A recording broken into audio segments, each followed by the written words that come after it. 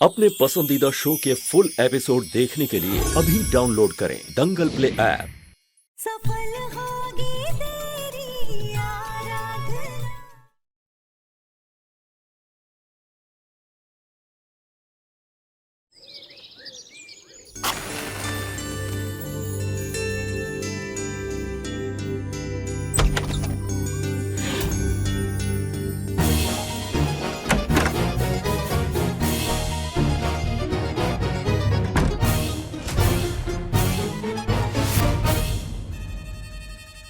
मैं कल से ना दिन भर आपको अपनी शक्ल नहीं दिखाऊंगी, बस आज मुझे ये पट्टी रख लेने दीजिए।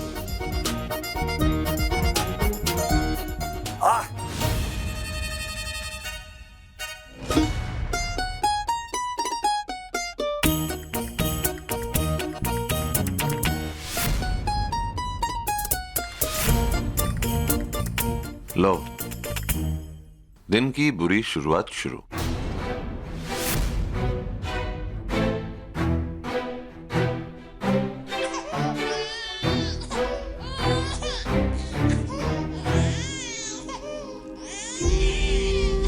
विनायक, ये देख, मैं हूँ तेरे साथ में, रो मत। ये देख विनायक, तेरा झुंझुना।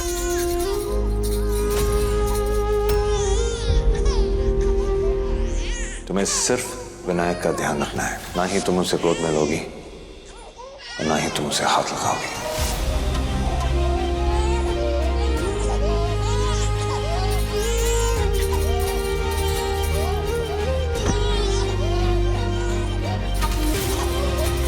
विनायक,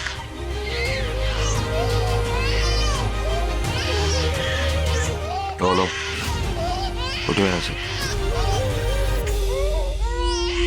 कुछ होने वाला नहीं है तुमसे।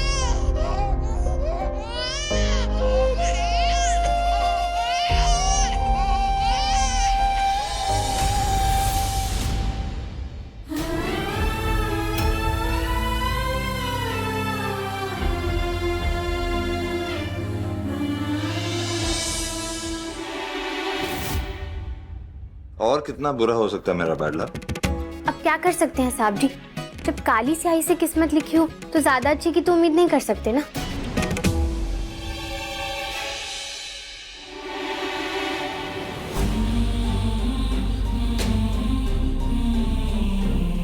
मुंह मांगी कीमत दे दूंगी तुम्हें। मुझे पिछले हफ्ते का सीसीटीवी फुटेज चाहिए। मैडम, दरअसल हमारा कैमरा नकली है, हमने सिर्फ चोरों को भगाने के लिए लगाया है। इसमें कोई रिकॉर्डिंग नहीं होती है और ये कुछ काम का नहीं है। हमें हर हाल में सच की तह तक जाना होगा।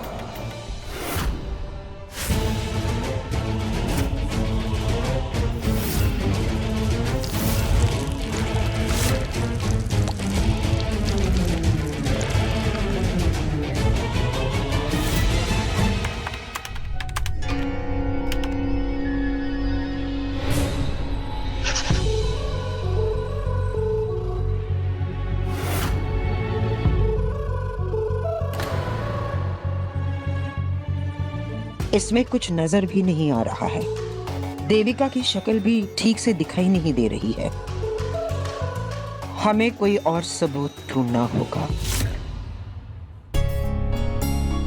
I think Suraj, Kishan has a valid point. जो लीगल चेंजेस बनाने थे इसने बना दिया, एक बार रिव्यू करा लेना।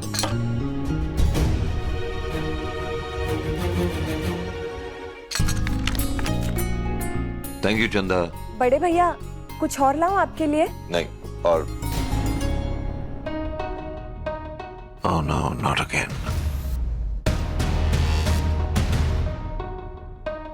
क्यों? ये सब नहीं खा सकता मैं? कुछ मिला है इसके अंदर?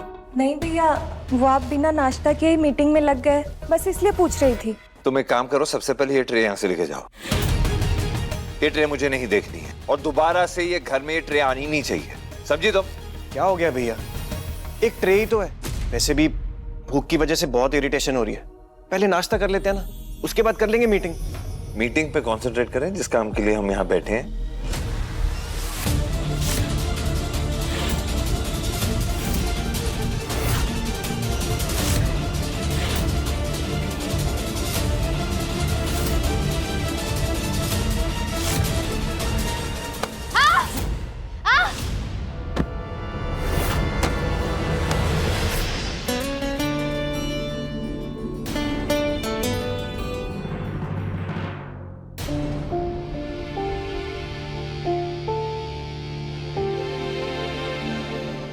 ये आराधना जी को क्या हो गया?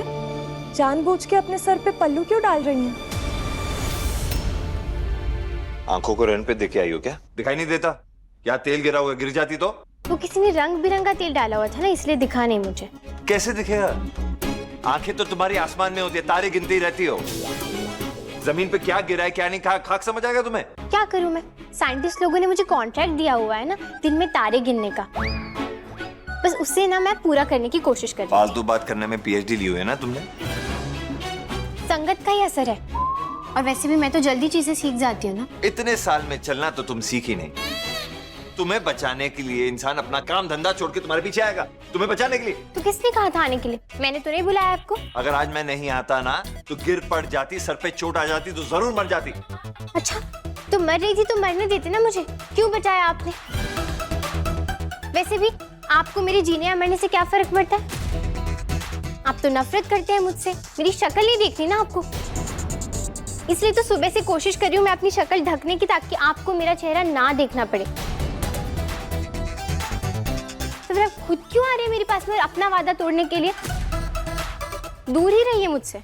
दूर ही रहना चाहता हूँ, बल्कि बहुत दूर चले जाना चाहता हूँ। तुमसे कोई शौक नहीं है तुम्हारे करीब आने का? तो ये गलतफहमी में मत रहना। तुम ही हो जो गिरती पड़ती रहती हो, मेरे सर पे टंग रही थी। एक से कहीं ऐसा तो नहीं है कि तुमने जानबूझ के तेल यहाँ पे गिराया है ताकि तुम ये ड्रामा कर सको सबके सामने? मरने का ना इतना भी शौक नहीं है मुझे। वैसे आपको भी ऐसे सुपरमैन बनके मुझे बचाने आने की कोई जरूरत नहीं थी। मर ही रही थी तो मर जाने दीजिए मुझे, कम से कम शांति मिलती। ऐसे आपके चार ताने तो नहीं सुनने पड़ते यहाँ पर। इसलिए नहीं तुम्हें मरने दिया क्योंकि मौत का सुकून नहीं, जीते जीते तुम्हारी जिंदगी को जहन्नुम बनाने का चैन मुझे चाहिए।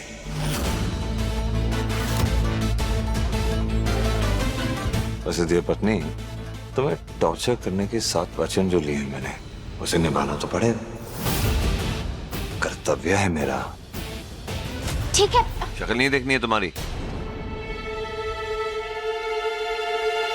तो ठीक है मेरे पतिदेव, अगली बार ना मैं भगवान से बात करके अपने आगे आने वाले सारे एक्सीडेंट्स के बारे में पूछ कर ना डायरी में लिख कर दे दूंगी आपको। तो फिर आप ऐसे ही ना मुझे बचाने के लिए आ जाइएगा। देखिए खुद चला नहीं जाता, जवाब दरअसल अलग से। क्या करने आए हम लोग? काम करने आए ना, कि समोसा खाने आए, भजिया खाने आए? और ये ट्रे क्यों नहीं लेके जा रही हो तुम? हाँ, मैंने बोला नहीं ये ट्रे नहीं देखनी है मुझे, लेके जाओ इस ट्रे को।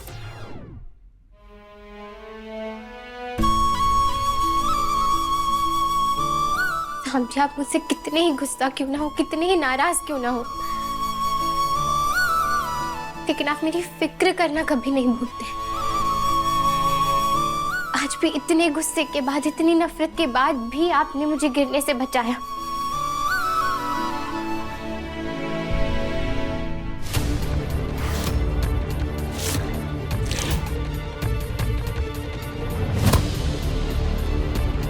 पता नहीं क्या कर रहा हूं मैं और क्यों कर रहा हूं। जब इतनी नफरत करता हूं मैं आराधना से, फिर उसे मैंने बचाया क्यों? उसे चोट क्यों नहीं लगने दी मैंने? क्या हो गया मुझे? क्यों किया है मैंने ये सब? क्यों क्यों क्यों? क्योंकि आप इतने अच्छे इंसान हैं एमडी। आप चाहकर भी ना किसी को दर्द नहीं दे सकते, चाहे उस इंसान ने आपको जिंदगी में कितनी ही तकलीफ क्यों ना दी हो।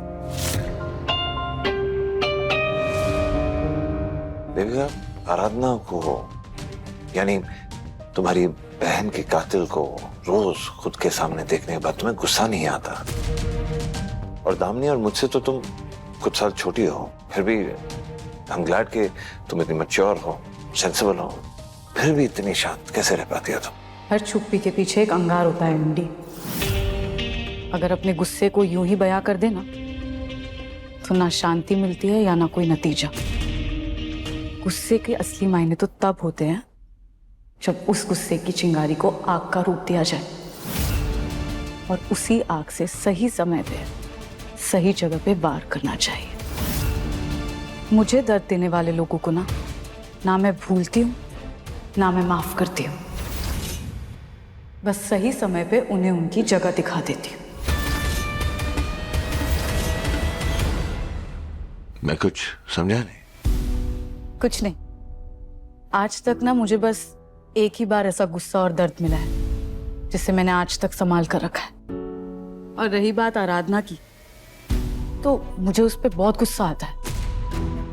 पर अभी जब मैंने उससे बात की थी ना कहीं मुझे ऐसा लगता है कि वो सच बोल रही है। एमडी जो दिखता है ना, अक्सर वो होता नहीं है। मुझे लगता है कि हमें उसके नजरिए से भी ना सोचना चाहिए। आफ्टर ऑल वो इतनी बुरी भी नहीं है, विनायक का पूरा ध्यान रखती है। ताऊ कम ऑन, कैसी बातें कर रही हो तुम? विनायक का ध्यान रखती है वो? मुझे तो लग रहा है विनायक का इस्तेमाल कर रही है वो। उसको ढाल बनाकर मुझसे शादी की, इस घर तक पहुंच गई वो। और तो और जब दामिनी वापस मेरी जिंदगी में आई, आराधना ने तो उसे अपनाया नहीं। उसको लगा कि कोई बहरूपिया है, लेकिन मेरा दिल मानता है कि वो ही मेरी दामिनी थी। और उसने क्या किया? मेरी दामिनी को मार दिया। मेरी दामिनी को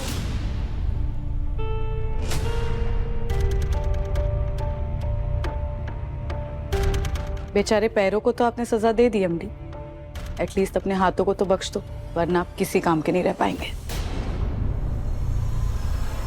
एमडी आप ठीक से चल भी नहीं पा रहे। ये लीजिए, एंटीसेप्टिक क्रीम लाई हूं आपके लिए, लगा लीजिए।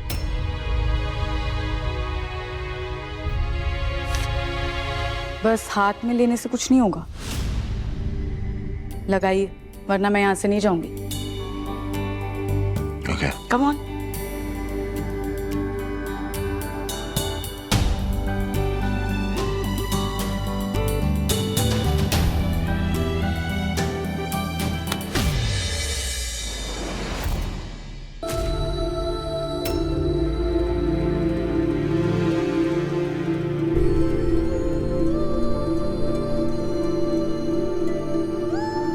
Thank you Deepika, thank you so much.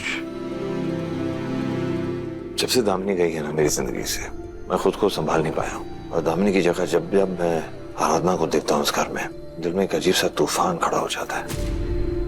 एक ऐसा गुस्सा, एक ऐसा सैलाब कि मुझे ऐसा लगता है कि मैं सब कुछ बर्बाद कर दूं। Really thank you. जब तुम होती हो ना तो I feel better. Thank you for taking care of Vinayak. Of course, MD. It's my pleasure.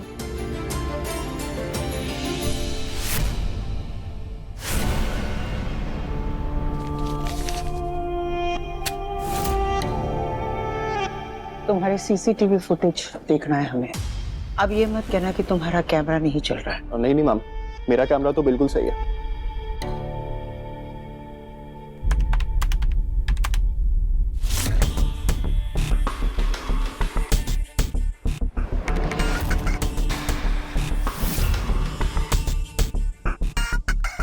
Devika,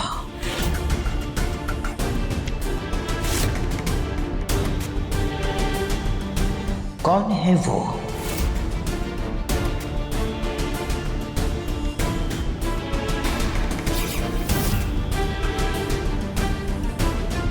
प्रशांत?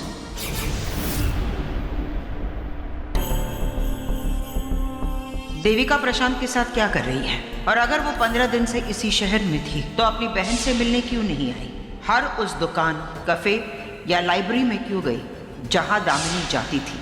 ये लड़की दामिनी की तरह इमोशनल फूल नहीं है, बल्कि बहुत स्मार्ट है। कुछ तो चल रहा है उसके दिमाग में, पर क्या?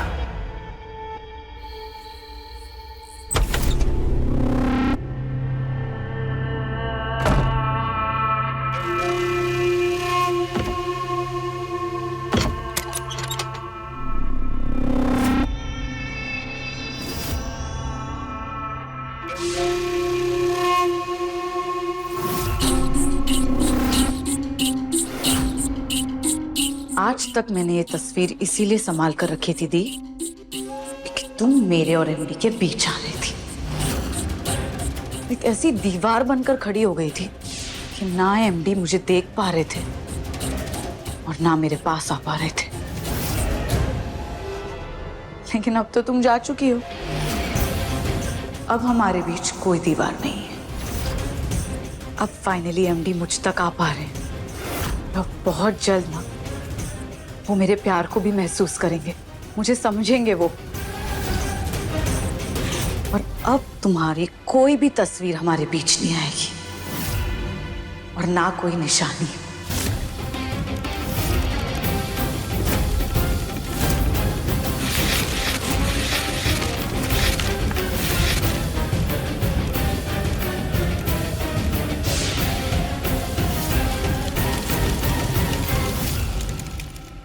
क्या करूं? किससे मदद मांगू मैं? इस परिवार में तो कोई मेरी मदद नहीं करेगा। साहब जी तो मेरी बात ही नहीं सुनेंगे।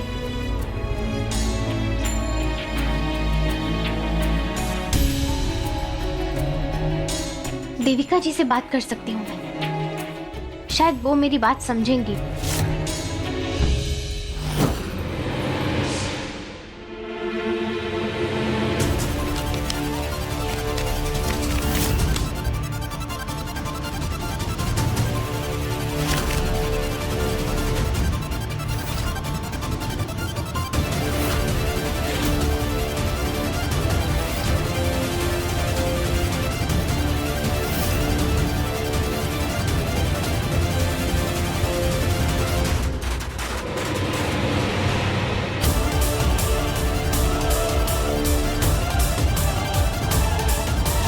Thank you, Deepika.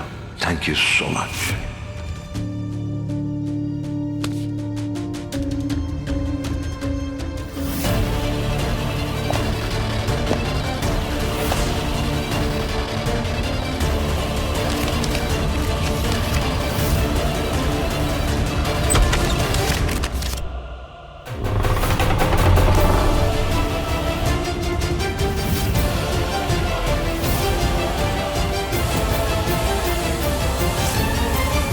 देविका जी, वो मुझे मेरी दी की बहुत याद आ रही थी, तो मैं उनकी फोटोज देख रही थी। वो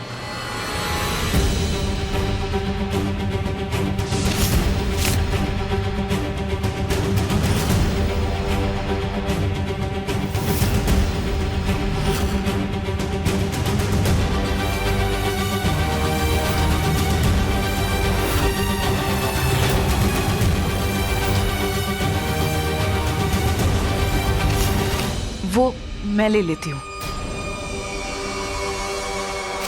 वो तुम्हारे हाथों में अगर मैंने दामिनी दी की फोटो देख ली ना, उससे मैं कुछ गलत बोल दूंगी, इसीलिए। मतलब आपको अभी भी मेरी बात पर विश्वास नहीं है ना कि वो आपकी दी नहीं थी? देखो आराधना, मैं ना तुम पे विश्वास करना चाहती हूँ, पर कैसे करूँ विश्वास? हाँ, जो अपनी कहानी बोल सकती थी वो तो अब जा चुकी है। तुम्हारे पास तो कोई सबूत है नहीं अपनी सच्चाई को साबित करने के लिए। सबूत है मेरे पास में, और आज मैं उसी के बारे में बात करने के लिए आपके पास में आई हूँ। मतलब ये कि वो बहरूपिया जिन डॉक्टर्स को यहाँ लेकर आई थी, वो दरअसल डॉक्टर्स नहीं बल्कि भोजपुरी फिल्मों के कोई एक्टर्स थे, और सिर्फ पैसों के लिए उन्होंने सबसे ये झूठ बोला कि उन्होंने साल भर करजत में दामिनी जी का इलाज किया था, जबकि ऐसा कुछ भी नहीं था। क्या? हाँ, और ये बात उस बहरूपिया ने खुद मेरे सामने कही थी कि वो एक्टर्स को यहाँ डॉक्टर्स बनाकर लेकर आई है। माधव दास भारद्वाज के घर नकली डॉक्टर अटेंडेंट की एक्टिंग करके जो पैसे मिले ना, उससे कम से कम साल भर तो कमाने की जरूरत नहीं है। और मैंने उन दोनों एक्टर्स को बात करते हुए भी सुना था, और वो कह रहे थे कि किसी सावी किशन की फिल्म में काम करने के लिए वो पटना जा रहे हैं। अब मैं महाराष्ट्र से हूँ तो मुझे पटना के बारे में कुछ पता नहीं है, लेकिन आप यहीं की है, बड़े लोग हैं, तो शायद आपकी कोई जान पहचान हो वहाँ। आप एक बार पता कर देखिए ना, हो सकता है हमें उस बारे में कुछ पता लग जाए। मैं कोई फिल्म वालों को नहीं जानती हूँ, पर मैं तुम्हारी मदद करने की कोशिश करूंगी। थैंक यू देविका जी। मुझे पता था यहाँ कोई मुझे समझे ना समझे, मेरी मदद करे ना करे, आप मेरी मदद जरूर करेंगी।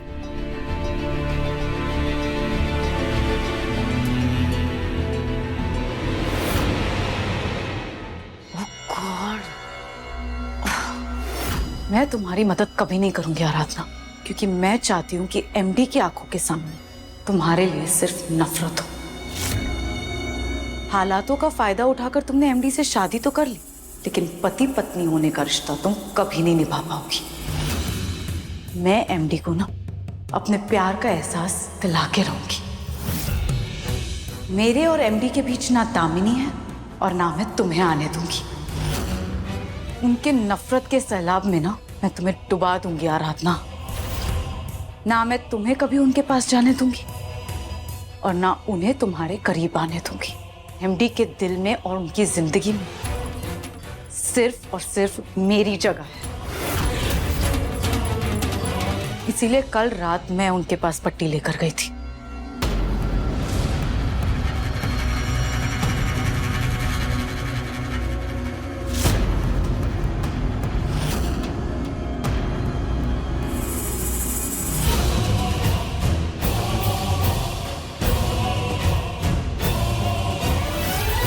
लेकिन मेरे पहले तुम अंदर चली गई थी। सुबह भी ना तुमने उनके नजदीक आने की पूरी कोशिश की थी।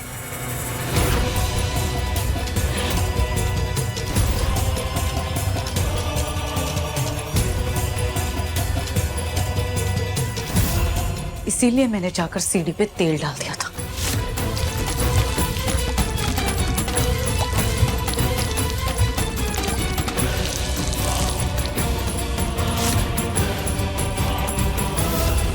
ताकि तुम वहां से गिर जाओ, तुम्हारे हाथ पैर टूट जाए और मेरे और एमडी के बीच तुम कभी वापस ना आ जाओ, कहीं कोने में बैठी रहो।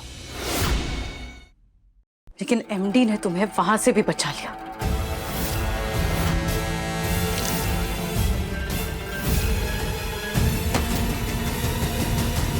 पर उनकी इंसानियत हर बार तुम्हारे लिए ढाल नहीं बनेगी आराधना। एमडी कमजोर है, लेकिन मैं कमजोर नहीं।